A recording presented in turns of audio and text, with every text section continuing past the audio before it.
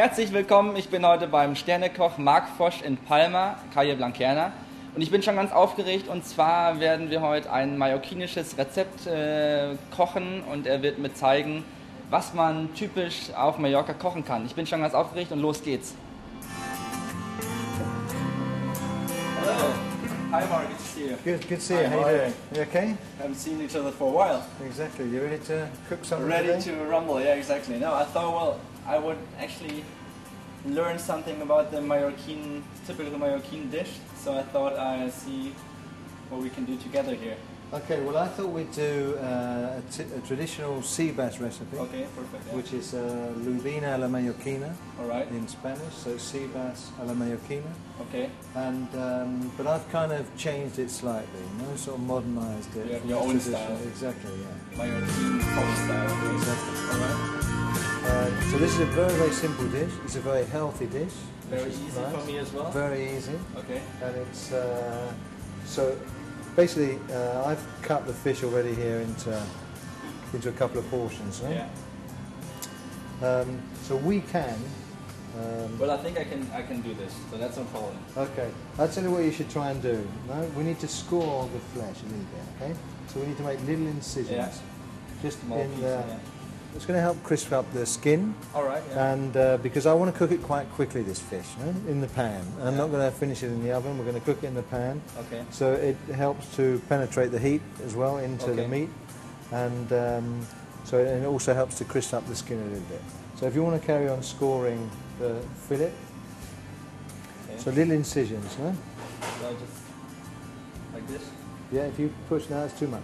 Yeah, so just gently. Let the knife do the work, that's it, good. Okay. That's it. That's it, one more. There we are. Good, okay. So we've made little incisions, or big incisions, depending on... Two are too far now, but well, along the never fish. mind. For the first time, it's alright. Okay, so the garnish for this is going to be a nice vinaigrette.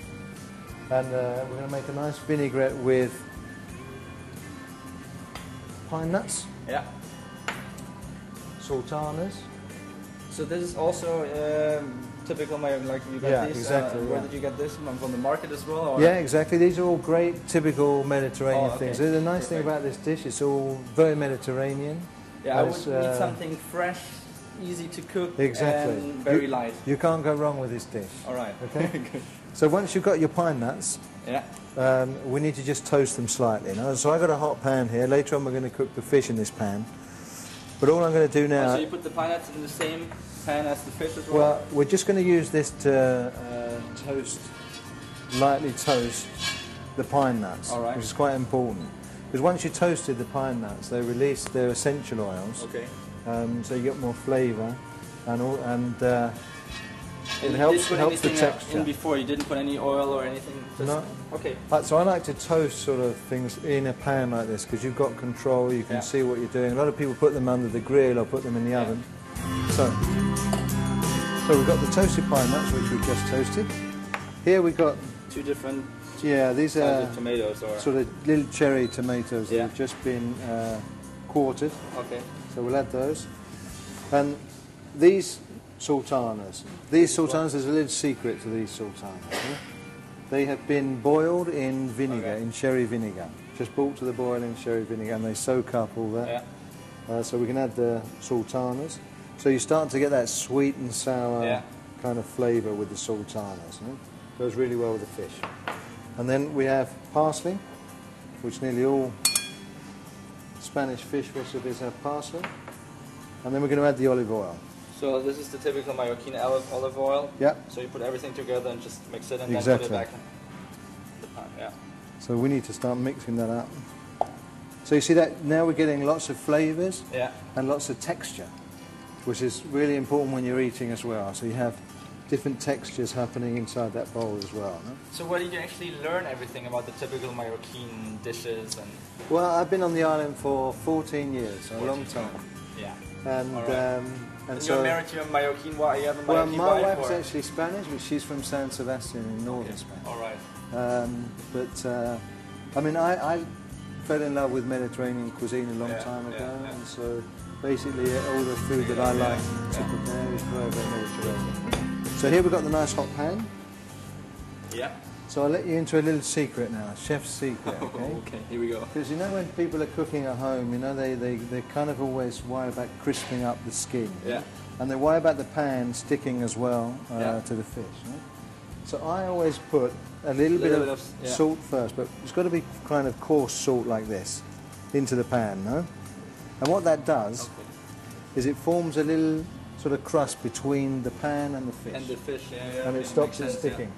So I'm going to add a tiny bit of olive oil. So you see how you don't need too much, but just that beautiful olive oil and that nice crispy and that nice salt. And then we're ready to add our fish, no? So we'll add it skin side down. Okay, so now's the important part, really, because it's important that it's a nice hot pan. Yeah. And it's important that we get a nice caramelization on the skin. Right? So that's very, very important. So we can start... Very good smell already here. Yeah, we're going to caramelize that skin, and that's going to impart lots of flavour into the fish.